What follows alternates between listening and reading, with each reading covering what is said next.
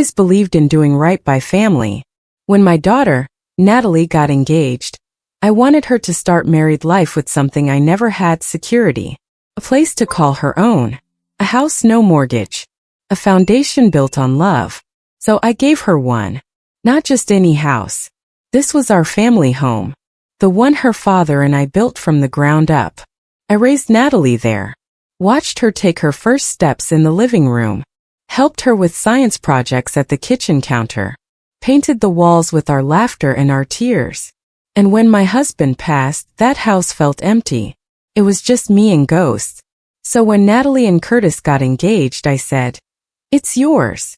Felt right. A fresh chapter. A new family blossoming where one had once grown. I didn't ask for anything. Not rent. Not repayment. I just wanted her to have what I never did: a head start.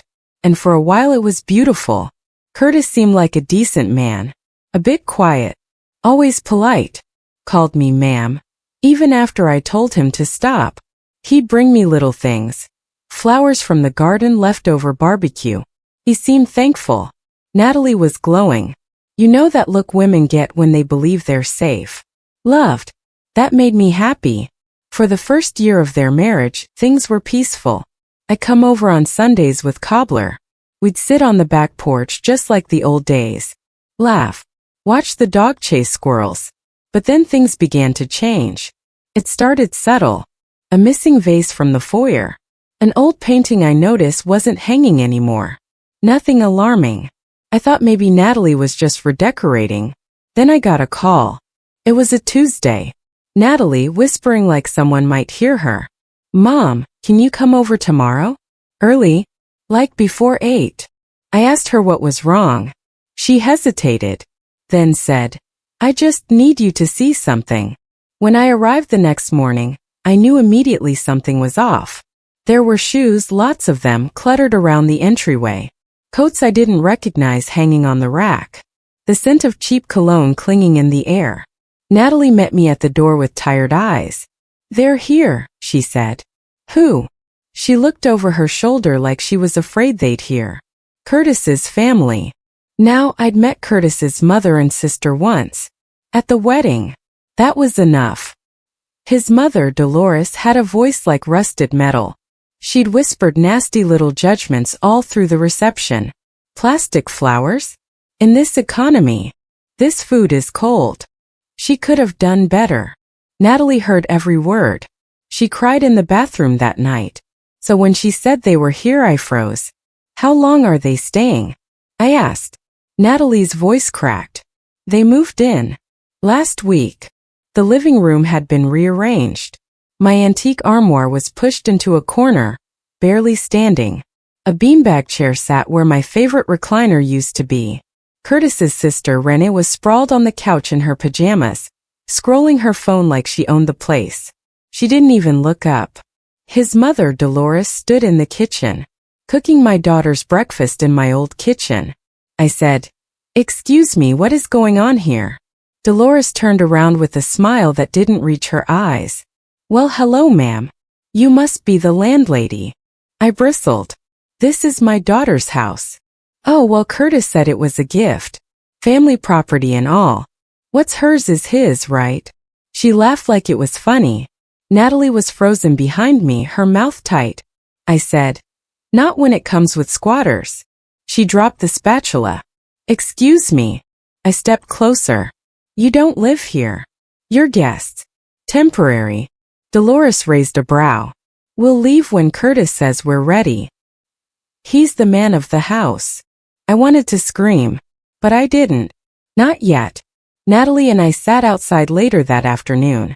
"I didn't know they were coming," she whispered. "Curtis said his mom was just visiting. Then his sister showed up. Then his cousin. He said it was just for a few days. That was 2 weeks ago." I asked her if she told him how she felt. I tried. He got defensive. Said I wasn't being welcoming. That they were family and we should take care of family. Classic manipulation. I've seen it before. "Do you want them here?" I asked. She shook her head. "Not at all." "Then say something." "I'm scared, Mom." He changes when I push back. It's like he flips a switch. Cold. Silent. Like I don't exist. I felt my stomach twist. That wasn't love. That was control. Over the next few days, I saw things unravel faster. Curtis stopped answering my calls. Renee started locking the guest bathroom and hoarding toilet paper. Dolores took over the master bedroom, Natalie's room, and Natalie was sleeping on the couch. I confronted Curtis. He smiled calm as ice. We're family, right? Just helping each other out. I told him. This wasn't part of the deal. He shrugged. It's not your house anymore. That's when I knew. Something was very, very wrong. I didn't sleep that night. I kept replaying what Curtis said. It's not your house anymore. I gave it to my daughter. Not to him. Not to his freeloading mother. Not to that brat of a sister. And definitely not to his cousin, who I later found out was sleeping in the garage on an air mattress. The next morning I returned, unannounced. When I rang the doorbell, no one answered. I used my old key. Still worked. I stepped inside and almost screamed. They were throwing a party. A Tuesday morning party. Loud music. Beer bottles on the floor. Dolores was dancing barefoot in the kitchen, yelling over the noise. Curtis stood with a drink in hand, laughing with some man I'd never seen before. Shirtless. Smoking inside. Natalie was nowhere. I walked in like a soldier returning to a battlefield. Everything that was once ours, pictures, art, even furniture, was gone or buried. Curtis saw me and had the audacity to grin. Hey ma. Want a mimosa? I stared. Where's Natalie? He took a sip. She's working. Why? Because this wasn't a party. This was an invasion. I turned and left without a word. I called Natalie that night. She sounded exhausted. I didn't know they were having people over, she said. They don't ask. They just do what they want. Why don't you tell them to leave? She hesitated. Because Curtis says they're just getting on their feet. That they'll move out once things stabilize. I asked, have they paid a single bill? No. Are they cleaning? Buying groceries? Helping in any way? Silence. I pressed. Do you want them gone? Her voice cracked. Yes.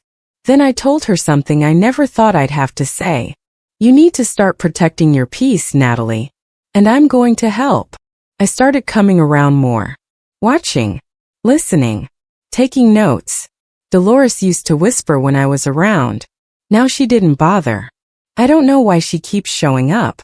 Old lady gave away the house and now she wants to pretend she runs it. Renee chimed in once. Must be menopause or something. They laughed.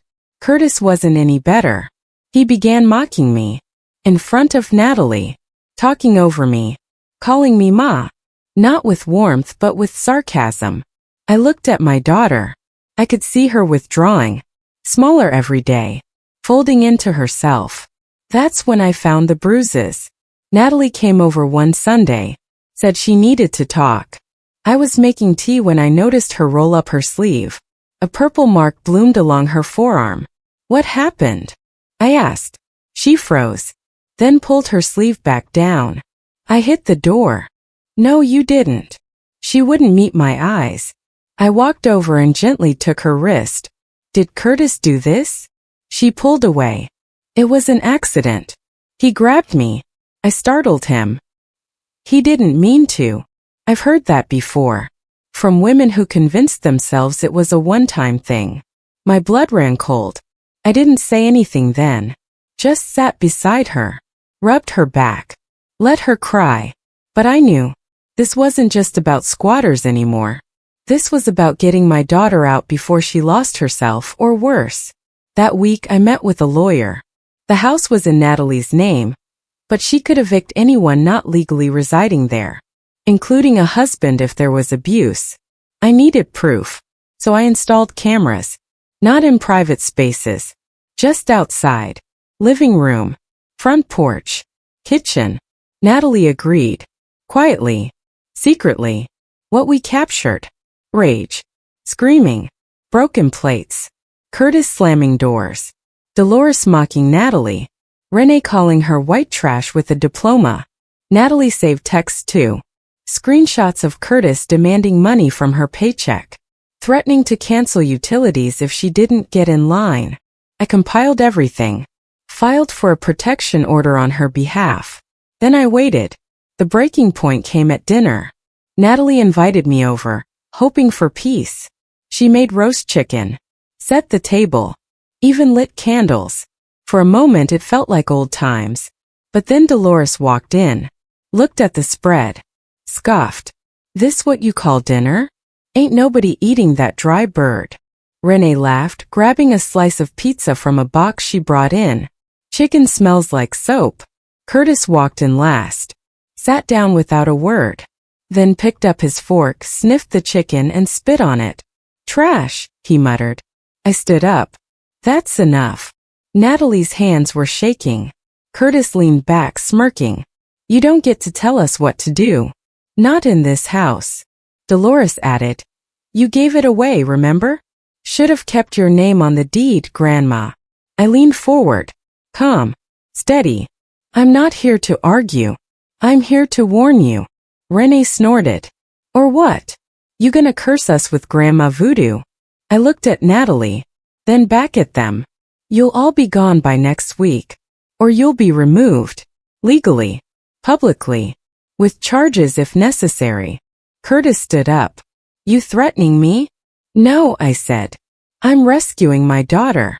And I walked out. I didn't sleep that night either. But this time I wasn't restless. I was ready. Natalie stayed with me. I made her tea, held her hand while she cried herself quiet. And when the sun rose, I looked her in the eyes and said, "We are not victims. We are builders. And we're taking your house back." The first thing we did was meet with my lawyer again. Natalie now had proof of emotional, financial, and physical abuse. I showed the lawyer the videos, the texts, the bruises, the statements. He nodded slowly and said, "We can file for a restraining order and emergency removal." Natalie sat across from him, gripping the armrest like it might break. "Will it be public?" she asked. He nodded. "Yes. But that's not always a bad thing." She looked at me. I could see it, the shift, that flicker in her eyes. Fear fading, fire rising. The order was granted 2 days later. Curtis had to vacate the premises within 72 hours. Anyone not on the lease or deed was to be removed immediately. Natalie and I returned to the house, this time with an officer at our side. Curtis wasn't there, but Dolores was. So was Renee. Renee was on the porch smoking something strong. Dolores was in the kitchen, barefoot and blasting gospel music like she was at a revival. The officer stepped in first, showed the papers. "You have until tomorrow to leave. This house is no longer your residence." Dolores screamed. Not yelled, screamed. "You can't do this. That's my son's house." The officer remained calm. "Ma'am, your son does not own the home. His name is not on the deed. And this is an active court order." Renee stormed out of the guest room. "I ain't going nowhere. I have rights." "You don't," I said calmly. "Not here." Curtis showed up the next morning. Late. Drunk. Loud. He pulled into the driveway in his beat-up sedan, blaring music. Slammed the door like a toddler. Natalie and I were standing on the porch. He marched up the steps and pointed at her. "You think you're gonna just throw me out like some bum? You already are," I said. He looked at me, eyes wild. "You old witch. You put her up to this." Natalie stepped forward. "Not me. Her." And for the first time she didn't whisper. She roared. "No one put me up to anything. I see you, Curtis. I see everything you are. And I want nothing to do with it. Get out of my house." Curtis stared. For a second I thought he might hit her. The officer stepped between them. "Sir, you have 10 minutes to collect your things or you'll be escorted in handcuffs." Curtis spat on the ground. "You'll regret this," he said to Natalie. "You ain't strong. You ain't nothing without me." She looked him dead in the eye. "I was nothing because of you." By sundown they were gone. Dolores drove off in a battered SUV. Renee flipped us off from the passenger seat. Curtis left last, dragging a suitcase behind him like it weighed the world. I didn't say goodbye. I didn't need to. Natalie locked the door. Then she sat down in the hallway and sobbed. But this time, it wasn't grief. It was release. The next few weeks were hard. We had to change locks, clean, throw out bags of junk, repaint walls covered in cigarette stains and slurs written in marker. But we did it. Together. Natalie took a leave from work. Spent days decluttering not just her house but her life. She cut off Curtis's number. Filed for annulment. Took self-defense classes. She stopped saying I'm sorry when she had an opinion. She started standing taller. She got her spark back. One night, weeks later, she invited me over for dinner. The same roast chicken. Candles. Soft music. But this time the air felt different. She poured me a glass of wine. Sat down. Smiled. I'm thinking of going back to school, she said.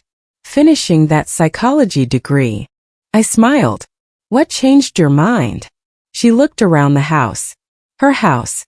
I want to help women like me. Women who forget how strong they are. I reached across the table. Squeezed her hand. You never forgot. You just needed someone to remind you. That night as I drove home, I passed the old garden where Natalie used to play. The porch light was glowing. Curtains drawn. Laughter drifting into the night air. And for the first time in a long time I felt peace. Because my daughter had taken her power back. And I had made sure every last one of them learned their place. We thought it was over. After the restraining order, after Curtis and his pack of leeches left, it felt like we could finally breathe. But parasites don't go quietly. And Curtis wasn't done. It started with whispers. Natalie got calls from coworkers asking strange questions. Someone said she'd abandoned her husband. Someone else mentioned she'd stolen the house and kicked out his sick mother. Then a blog post showed up. A long, ugly rant from an anonymous account titled, The Truth About My Abuser. It called Natalie controlling, ungrateful, emotionally unstable. Accused her of turning Curtis's family into homeless victims. Said she weaponized the legal system to destroy her husband's life. He used photos from her private social media. Screenshots from texts, cropped and taken out of context. He painted himself as the victim. And people believed him. Natalie didn't want to respond. She said, let them think what they want. I know the truth. But I could see the cracks. She'd read every comment. Every message. Typical bitter woman. No wonder her husband left. She looks like the type who'd fake abuse. I told her, staying silent doesn't protect you. It just gives them the microphone. So she spoke. She went online with her own post. A single photo of the house trashed with holes in the drywall, burn marks on the carpet. The caption read, I gave love. They gave scars. Here's what it cost me to reclaim my life. Then came the videos. Clips of the screaming. The threats. The bruises. She blurred faces. Stayed within the law. But the message was clear. The silence shattered. The post exploded. People flooded in with support. Other women shared their stories. Survivors messaged her privately. Local news picked it up. Woman wins back her home after abusive marriage and in-law invasion. She got asked to speak at a panel about domestic control and financial manipulation. And she said yes. That night I drove her to the event.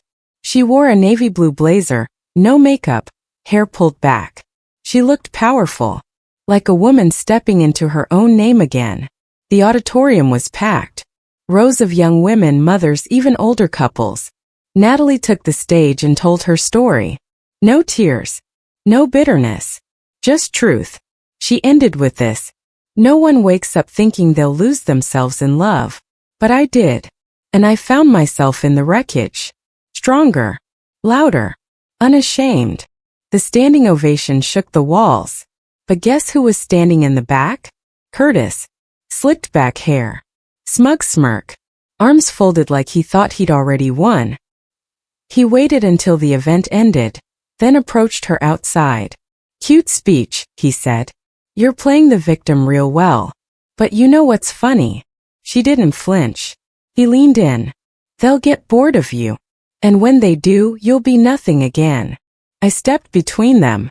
She was never nothing. You just treated her like it. Natalie stepped beside me. Calm. Cold. You can slither back to whatever rock you crawled out from under, Curtis. You're not in my story anymore. And she walked away. That was the last time either of us ever saw him. Over the next few months, Natalie flourished. She re-enrolled in school, launched a podcast, started volunteering for a shelter that helped women leave toxic homes. The house, once dark and broken, now felt alive. She planted sunflowers in the backyard, hung new photos, reclaimed every corner.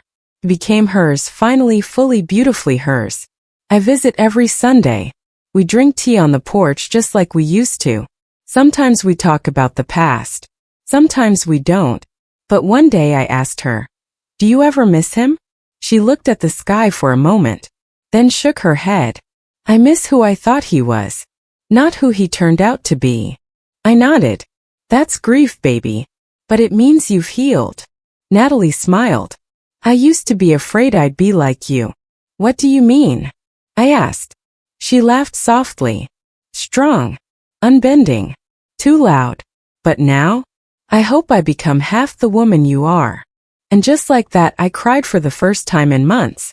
Not out of sadness, but pride. Because after everything, the lies, the bruises, the shame, the silence, she didn't just get her house back. She got herself back. And no man, no lie, no so-called family could ever take that away again. A year passed. 12 full months since the eviction.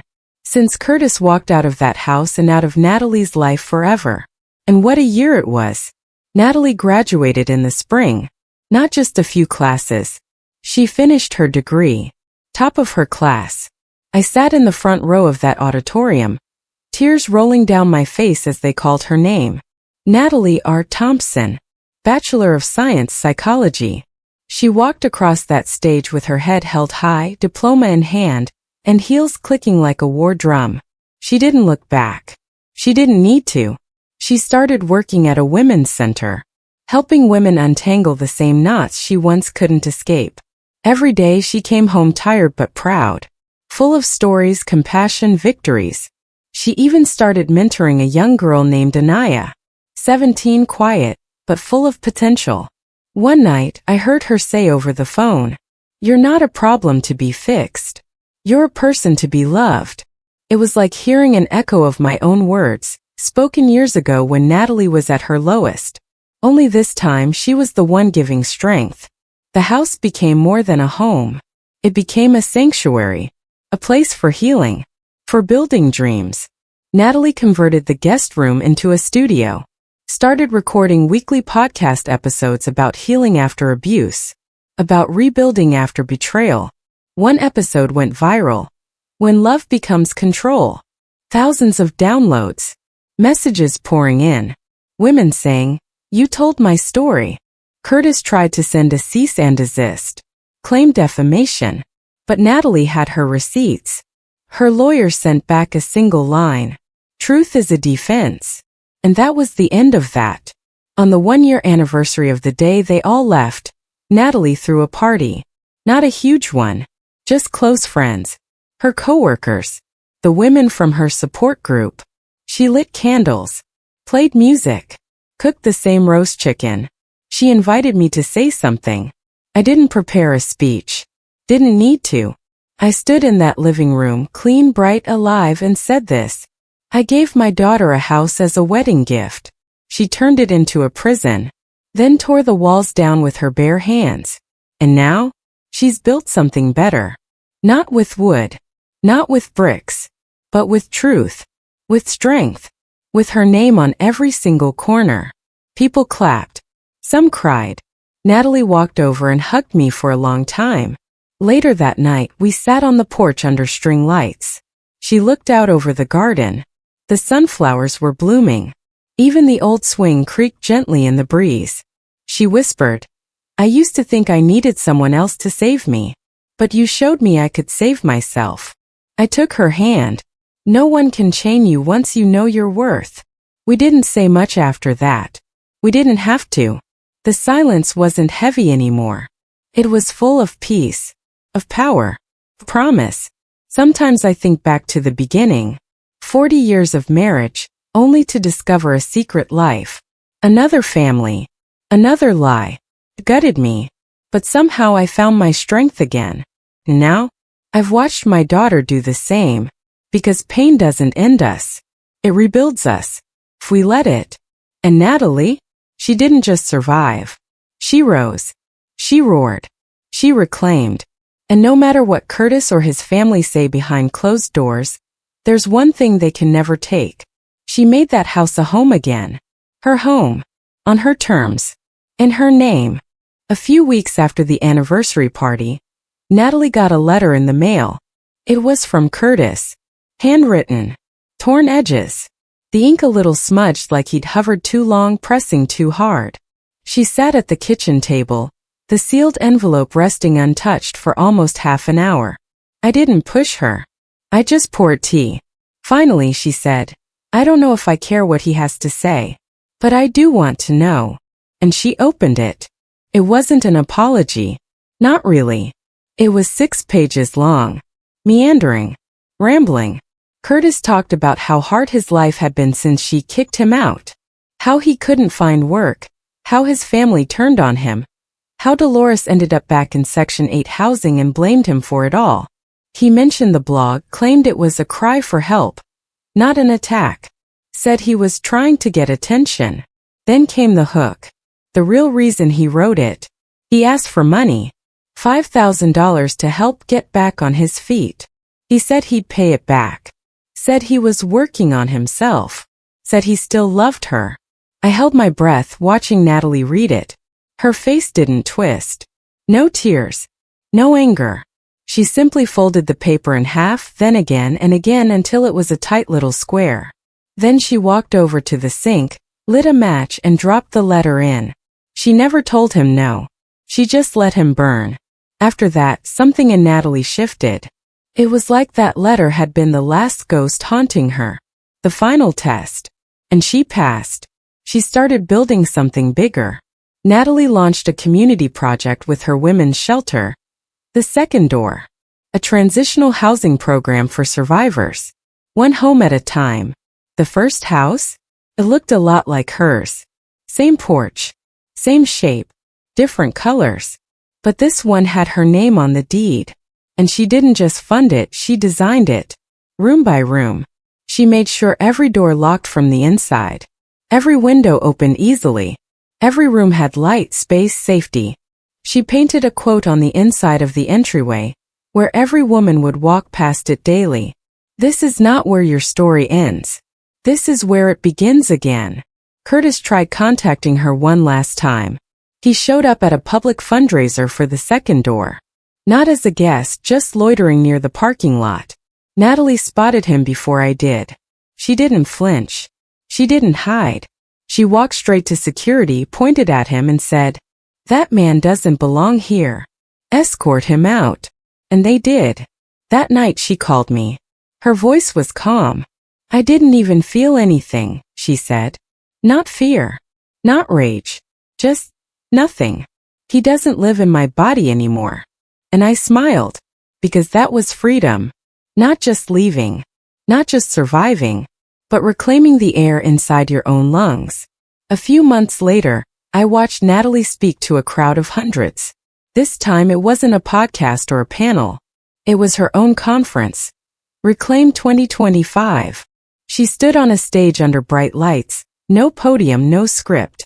And she told her story, not just as a survivor but as a builder. A leader.